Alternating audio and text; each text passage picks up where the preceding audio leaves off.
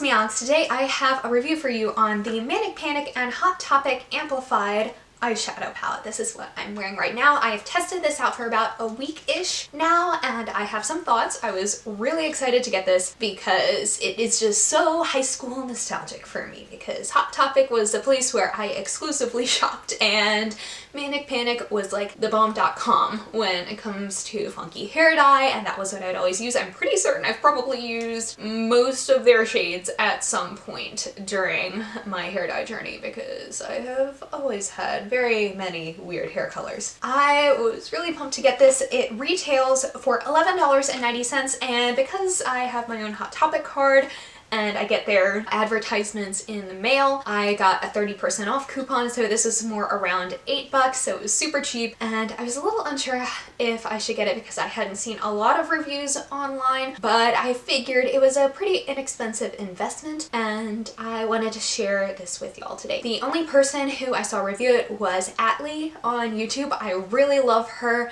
She did a little first impressions video featuring the palette, and I noticed she was having like some trouble with like the vampire red shade and some of the red shades from the palette, so that was just one thing that I noted, but she still managed to come off with a pretty great eyeshadow look despite everything, and I know I struggled with it a little bit more than she did. One other cool thing about this palette is that it is completely vegan. It's already cruelty-free because all of Hot Topic and Manic Panic's makeup products and beauty products in general are cruelty-free, and all of Manic Panic stuff is vegan, and I was really excited about that because, as you can see, there are a lot of red and pink shades in this palette all on like this row, and it's very rare to find a good red shade that is vegan because carmine is usually used in red eyeshadow. So I was really excited for this because I thought, you know what, if the red eyeshadows really worked out for me, that would be really cool, you know? I have a lot of pros and cons about this palette that I wanted to share, and I also have a little tutorial on this eye look very quickly. It's not super whole lot. I tried to use as many shades as possible. I've tried testing this out too. So here's my thoughts on this. It's good for the price point. I do genuinely enjoy a lot of the shades out of this palette. I love that there is such a wide variety of shades in this palette. I love that it's basically like a nice little rainbow going on there and you're not really missing anything out. And for me, as a person who really loves bright eyeshadow, I thought this was really cool because I think especially if you're like in high school and you love this sort of aesthetic of bright eyeshadows and color and all of that, and you didn't quite have the money to shell out for like the Urban Decay electric palette or things of that nature, I think this could be a really good option for you, especially if you're just exploring this. However, as you might see in the tutorial, I had some issues with the matte shades. There's a reason I didn't use a whole lot of the matte shades in the tutorial, and that's because, let's see, like on the first day that I used it, Vampire Red did not blend out very well. I barely got any pigment on it.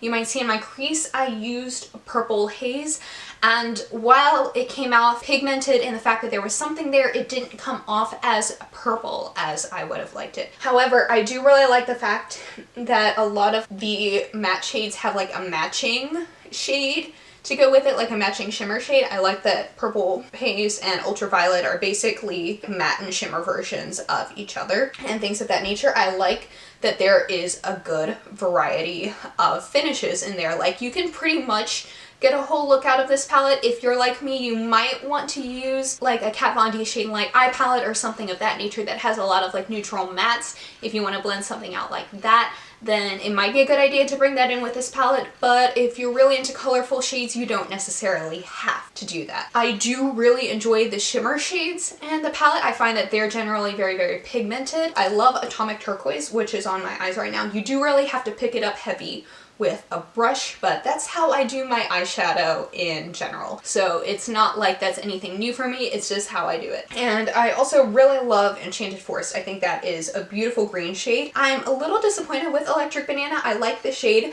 but that one you have to pick up a bit more than a lot of the other shimmer shades I've discovered.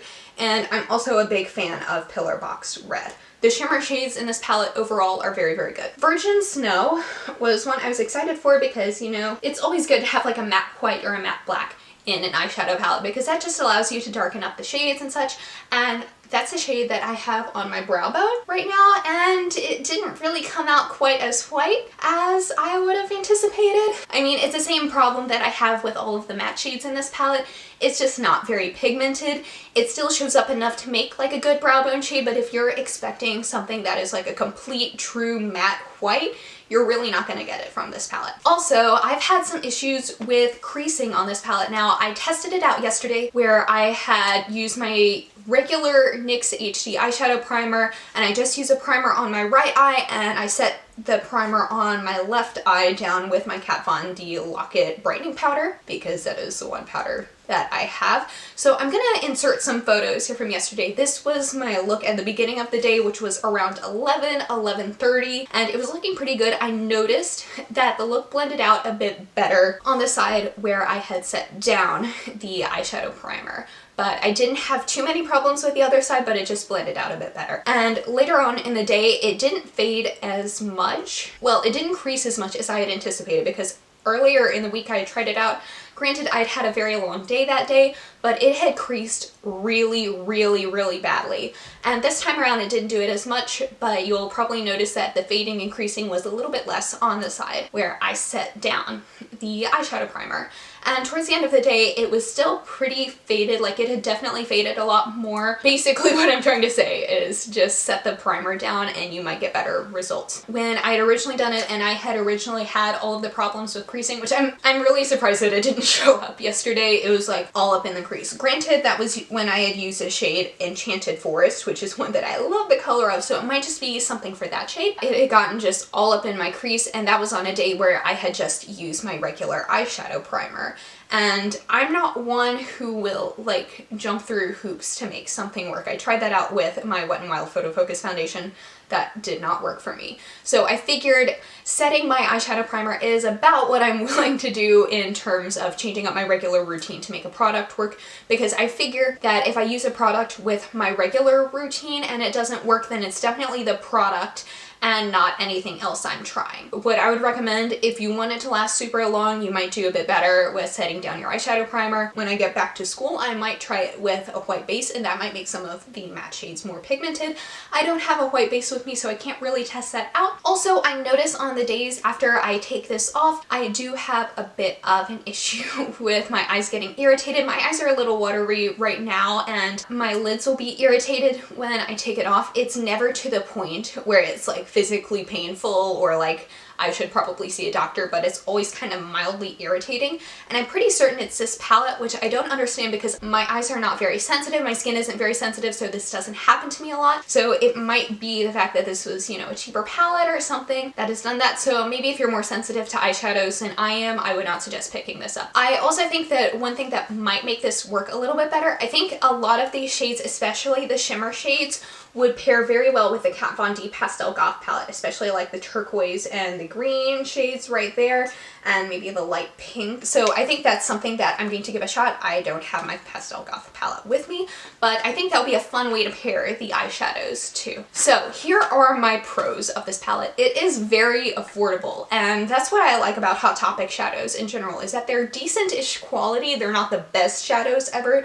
They're not like Anastasia Beverly Hills quality or anything like that, but you know, they're like good for what they cost. So they're very affordable, and if you're looking to try some more like colorful, bright, out there shades, this might be a good place to start. I also like the fact that there is a wide variety of eyeshadows. You basically have an entire rainbow with this palette. I also like that there's such a wide variety of finishes so that you can create an entire look out of this palette if that is something that you want to do. The cons, however, it does make my eyes a little bit watery, so if your eyes are generally sensitive to eyeshadow, you might not want to use this palette. And the mattes aren't exactly the most pigmented, and sometimes the shadows fade and crease a bit. So that might also depend on your body chemistry, but take that into account. So now I'm going to very quickly show you how I got this eye look before I finish up this video. So first, to just kind of test everything out, I'm going to apply my NYX HD Eyeshadow Primer.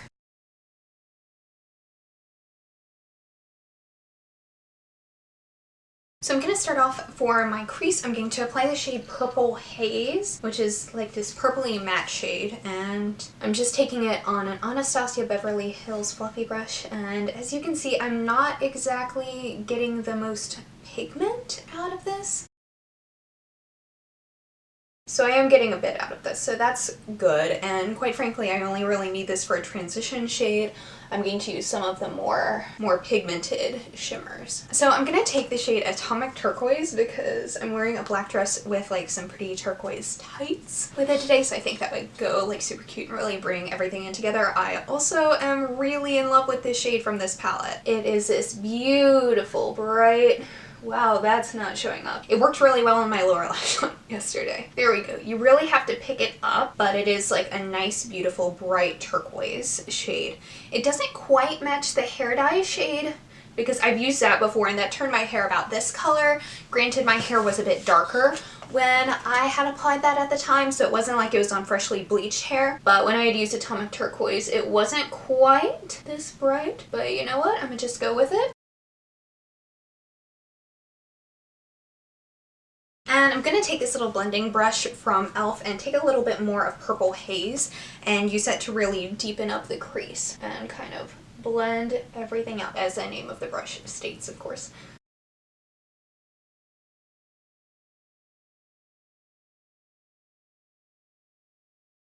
And I'm just kind of going to blend this out and do kind of like a faux wing with it, but that's kind of how I try and shape my eyeshadow in general anyway. And on my brow bone, I'm gonna try and use Virgin Snow. I've been trying to use that on my brow bone for a bit, and you really have to pick it up like you do a lot of these shades. Like you really have to dig into it. Even though it's not like a perfect white when it comes out, it'll do. So before I finish my face, I'm gonna go put on a BB cream and some concealer and be right back. Okay, I'm back, and I'm not sure what I want to do on my lower lash line. I really want to use the shade Electric Banana, and I think I might mix it a little bit with Virgin Snow and use that as my inner corner highlight to really provide some color and some contrast to this look. Okay, that isn't showing up too well.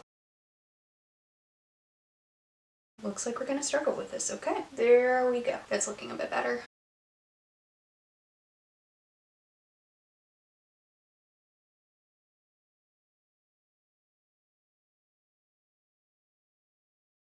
I think that looks pretty good, but I'm gonna put a little bit of Virgin Snow in there with it as planned.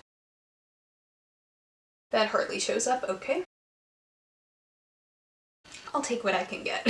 So I think on my lower lash line, I'm going to take a combination of Purple Haze and Hot Pink and maybe blend that down there so I can use more shades and give it a bit of visual interest, but not make it too completely out there. Like, I'm not afraid of going completely out there, but you know what I mean.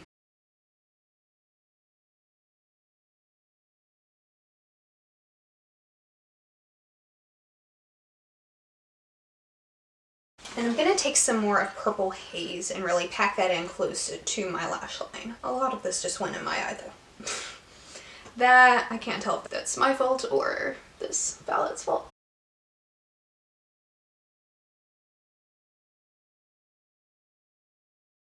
And I'm just going to use my Kat Von D ink liner in Trooper.